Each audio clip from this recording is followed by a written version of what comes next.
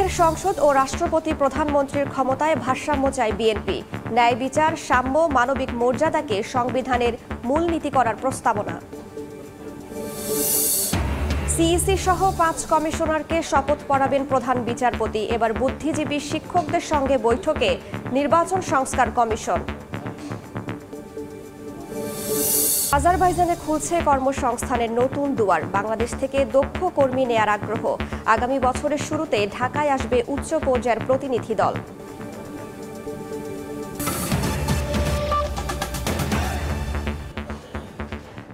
এদিকে রাজধানীতে অটোরিকশা বন্ধে হাইকোর্টের আদেশের বিরুদ্ধে আপিল বিভাগে যাচ্ছে রাষ্ট্রপক্ষ। রোববার ডেপুটি অ্যাটর্নি জেনারেল নূর মুহাম্মদ আজমি বিষয়টি নিশ্চিত করে জানান, আবেদনের প্রস্তুতি চলছে। গত মঙ্গলবার ঢাকা মহানগর এলাকায় 3 দিনের মধ্যে ব্যাটারি চালিত অটোরিকশা চলাচল বন্ধের নির্দেশ দেয় হাইকোর্ট। একই সঙ্গে ঢাকা মহানগর এলাকায় ব্যাটারি চালিত রিকশা চলাচল বন্ধে কর্তৃপক্ষের নিষ্ক্রিয়তা কেন বেআইনি হবে না তা জানতে রুল জারি করা হয়। প্যাডেল চালিত রিকশা মালিকদের করা এই রিট আবেদনের প্রেক্ষিতে এ আদেশ দেন উচ্চ আদালত। এরপর থেকেই আন্দোলনে অটোরিকশা চালকরা। অন্য প্রসঙ্গ, সাম্য, মানবিক মর্যাদা ও ন্যায় বিচার এই 3 বিষয়কে সংবিধানের মূলনীতি হিসেবে চায় বিএনপি। একই সঙ্গে দ্বিকক্ষ বিশিষ্ট সংসদ ও রাষ্ট্রপতি প্রধানমন্ত্রীর ক্ষমতার ভারসাম্য আনার সুপারিশ করবে দলটি। সংস্কার প্রস্তাব প্রণয়ন কমিটির অন্যতম সদস্য অবসরপ্রাপ্ত মেজর হাফিজ উদ্দিন বলছেন, খুব শিগগিরই কমিশনের কাছে দেয়া হবে প্রস্তাবনা। একজন বিশ্লেষক মনে করেন, রাজনৈতিক কৌশলে ভেবে চিন্তেই এগোচ্ছে বিএনপি। কামরুজ্জামান মামুনের প্রতিবেদন। ব্যবস্থার গণতান্ত্রিক সংস্কার ও অর্থনৈতিক মুক্তির লক্ষ্যে প্রণীত রূপরেখা। ঐতিহাসিক গণঅভ্যুত্থানের বছরখানেক আগে থেকেই 31 দফা সংস্কার নিয়ে জনমত গঠন করে আসছিল এই মুহূর্তে দেশের সবচেয়ে বড় দল বিএনপি। অন্তর্বর্তীকালীন সরকার সংস্কারের জন্য বিভিন্ন কমিশন গঠন করলে সেখানেও প্রস্তাবনা দেবে দলটি। এ নিয়ে কয়েক দফা বৈঠক করার পর প্রস্তাবনাগুলো প্রায় চূড়ান্ত করেছে দায়িত্বশীল নেতারা। সাম্য, মানবিক মর্যাদা ও ন্যায় বিচারকে সংবিধানের মূলনীতি হিসেবে চায় বিএনপি।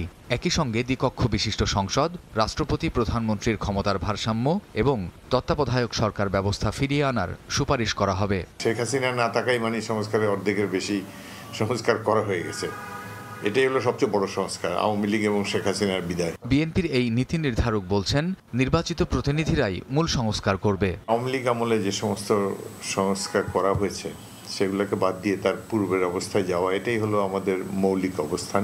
বিএনপির 31 দফা সংস্কার প্রস্তাব, সেটাকে একটু ইলাবোরেট করে আমরা সংস্কার প্রস্তাবে নিয়ে এসেছি। তো একটা ফাইনাল টাচ দেওয়া হবে আগামী সোমবারে, তারপরে হয়তো এটা জমা দেওয়া হবে।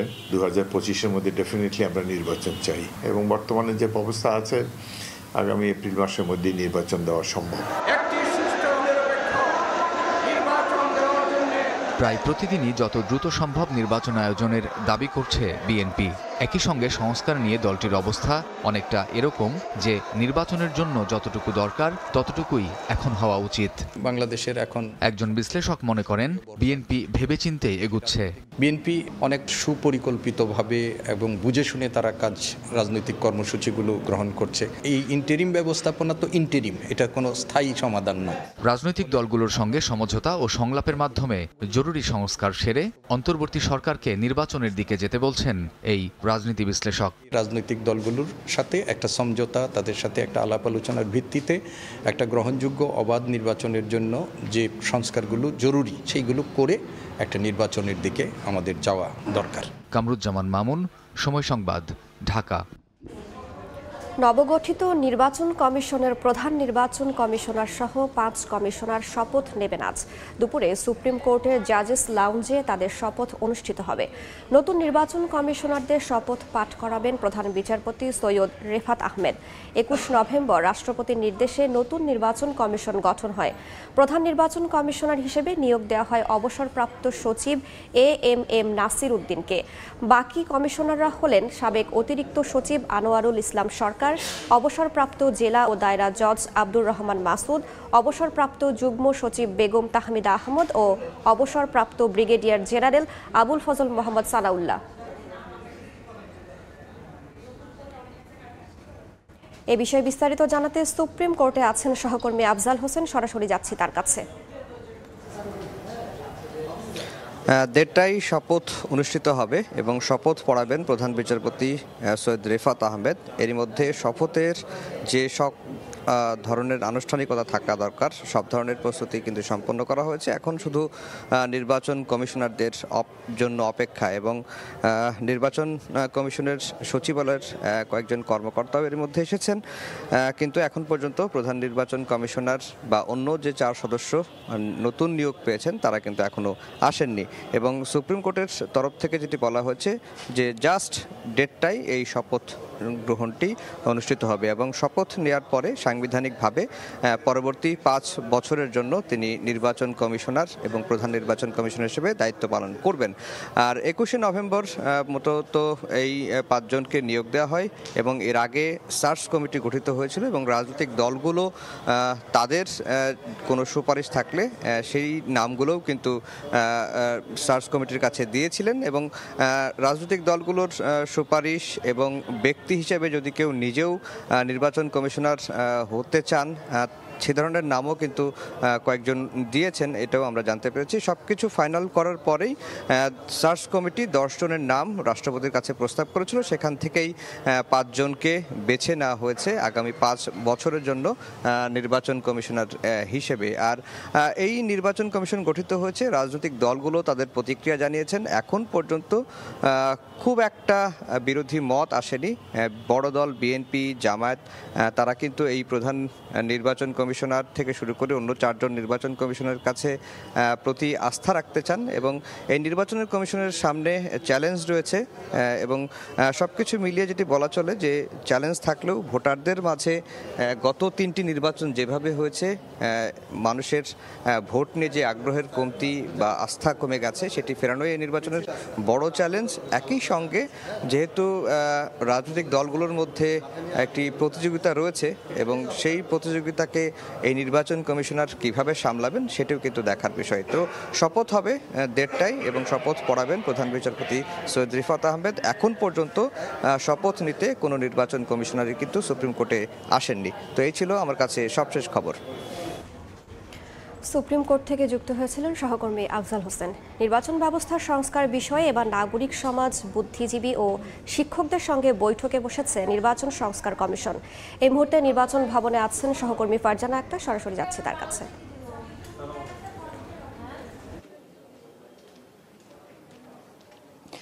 নির্বাচন ভবনে নাগরিক সমাজ, শিক্ষক এবং বুদ্ধিজীবীদের সঙ্গে বৈঠকে বসেছে নির্বাচন সংস্কার কমিশন। এবং আপনারা যেমনটি জানেন যে নির্বাচন সংস্কার কমিশন দায়িত্ব পাওয়ার পর থেকে কিন্তু বিভিন্ন অংশীজনদের সাথে ধারাবাহিকভাবে বৈঠক করে আসছে। এর আগে আমরা যেমনটি দেখেছি যে সাবেক সিইসি, নির্বাচন কর্মকর্তা, সিনিয়র সাংবাদিক সহ নানা অংশীজনদের সাথে কিন্তু নির্বাচন সংস্কার কমিশন ধারাবাহিকভাবে বৈঠক করে যাচ্ছে এবং এই বৈঠকের উদ্দেশ্য আসলে বাংলাদেশের নির্বাচন ব্যবস্থা কিভাবে সংস্কার করা যায়, বিগত নির্বাচনগুলো নিয়ে যে বিতর্ক ছিল সেই বিতর্কগুলো কেন ছিল, সেই বিতর্কের পেছনের কারণ এবং খুঁটিনাটি বিভিন্ন বিষয়ে বের করতে কিন্তু নির্বাচন সংস্কার কমিশন বৈঠক করছে। এবং আজ এই বৈঠকটি বেলা 10:30টার দিকে শুরু হয়, সকাল 10:30টার দিকে। এবং এই বৈঠকে সভাপতিত্ব করছেন নির্বাচন সংস্কার কমিশনের প্রধান বদিউল আলম মজুমদার। এবং আমরা দেখেছি যে পুরো সংস্কার কমিশন এবং তার সঙ্গে বৈঠকে বসেছে বুদ্ধিজীবী সমাজের এবং শিক্ষক সহ নানা অংশীজনরা। এবং এই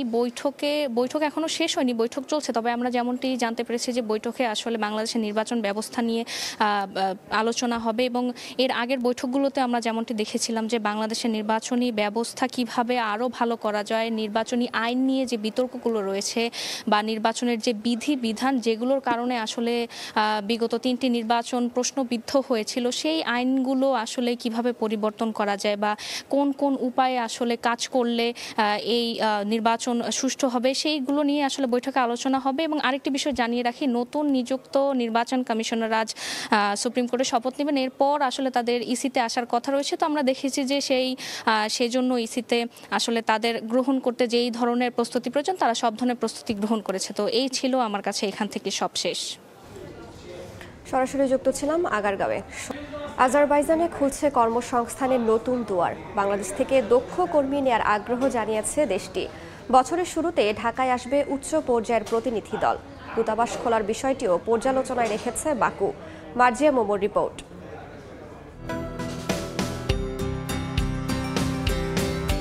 ককেশাস অঞ্চলের বৃহত্তম দেশ আজারবাইজান। খনিজ জ্বালানি সমৃদ্ধ ধনী এই দেশে প্রবাসী বাংলাদেশির সংখ্যা বর্তমানে 1000। সাশ্রয়ী ব্যয়ে উচ্চশিক্ষার জন্য দেশটির রাজধানী বাকুর বিশ্ববিদ্যালয়গুলোতে পদচারণা বাড়ছে বাংলাদেশি শিক্ষার্থীদের। চিপ প্রাইসে ভালো পড়াশোনা করা যায়, এখানের ডিগ্রিটা পুরো ইউরোপে অ্যাকসেপ্টেবল। জ্বালানি বাণিজ্যের পাশাপাশি আজারবাইজানের উল্লেখযোগ্য খাত জাহাজ নির্মাণ শিল্প, যেখানে দক্ষতা দেখিয়ে চলেছেন প্রায় 500 বাংলাদেশি কর্মী। 14 নভেম্বর প্রধান উপদেষ্টা ডক্টর মোহাম্মদ ইউনুস এবং দেশটির প্রেসিডেন্ট ইলহাম আলিয়েভের বৈঠকের পর নতুন সম্ভাবনা উকি দিচ্ছে বাংলাদেশি কর্মসংস্থানের ইস্যুতে। দ্বিপক্ষীয় সম্পর্ক নতুন উচ্চতায় নিতে 2025-এর প্রথম দিকে আজারবাইজান সরকারের উচ্চ পর্যায়ের প্রতিনিধি দলকে বাংলাদেশ সফরে পাঠাবেন বলে জানান প্রেসিডেন্ট ইলহাম আলিয়েভ। সেখানকার প্রবাসী বাংলাদেশিদের প্রত্যাশা, আজারবাইজানে বাংলাদেশ হাইকমিশন প্রতিষ্ঠা করা গেলে আরও উপকৃত হবেন তারা। বাংলাদেশ থেকে যদি কেউ কাজের ভিসা নিয়ে আসতে চায়, এখানে বিভিন্ন ধরনের যেগুলো শিপইয়ার্ড কোম্পানি আছে, ঠিক আছে, এই শিপইয়ার্ড কোম্পানিতে আপনাদের সিভিটা জমা দিতে পারেন, সিভিটা সেন্ড করতে পারেন ইমেলে। যদি ইন ফিউচারে যদি আমাদের সাথে ডিপ্লোম্যাটিক রিলেশনটা যদি বাড়ে, তাহলে কাজের সুযোগটা বাড়বে। এম্বাসি না থাকার কারণে আমাদের মালয়েশিয়া শরণাপন্ন হইতে হয়, একটু সময় লেগে যায়। এর আগে গত 15 জুন বাকুতে বাংলাদেশ ও আজারবাইজানের মধ্যে প্রথম ফরেন অফিস কনসালটেশন বৈঠক অনুষ্ঠিত হয়। Marjia Mumu, Baku, Azerbaijan. এবার বাণিজ্যের খবর।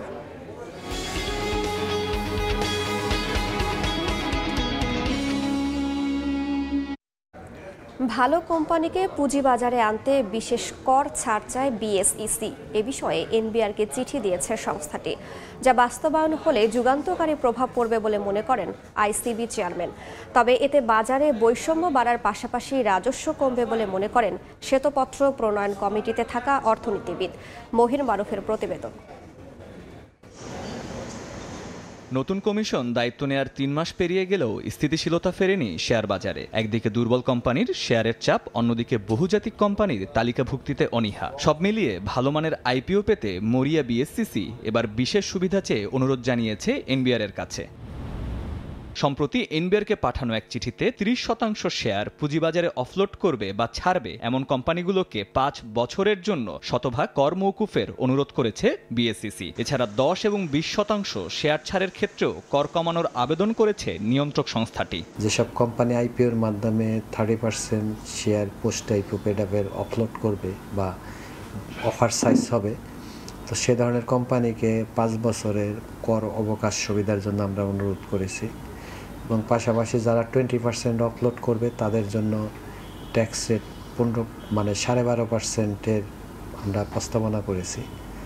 আর যারা 10% করবে তাদের জন্য 15%। বাজারে তারল্য প্রবাহ বাড়ানো এবং বহুজাতিক কোম্পানিকে আকৃষ্ট করতে বিএসসিসির এই উদ্যোগকে যুগান্তকারী সিদ্ধান্ত বলছেন আইসিবির চেয়ারম্যান। 30% যদি কোনো মাল্টিন্যাশনাল কোম্পানি অফলোড করে, এখানে জনগণ উপকৃত হবে এবং 5 বছর পরে আরও বেশি ট্যাক্স পাবে, কারণ ওই কোম্পানিগুলো তো তোমার ট্রান্সপারেন্ট হবে, অ্যাকাউন্টেবল হবে, তারা ডিসক্লোজার করতে বাধ্য হবে তাদের আয় ব্যয় ইত্যাদি। তাহলে it is good proposal, I would say যুগান্তকারী বলবো।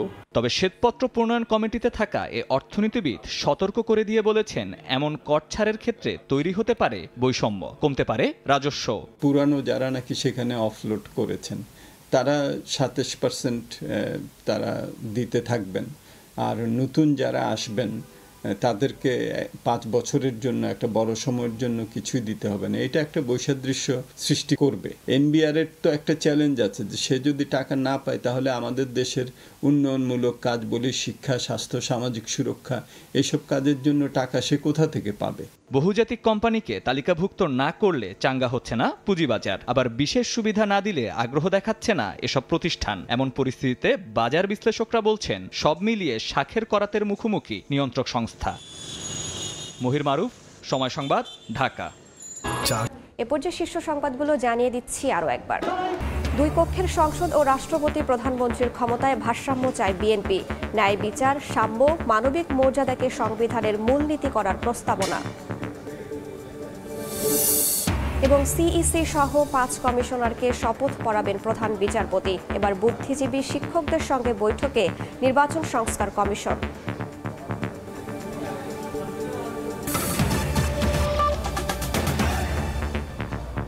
এই ছিল সময় সংবাদের সঙ্গেই থাকুন সময়।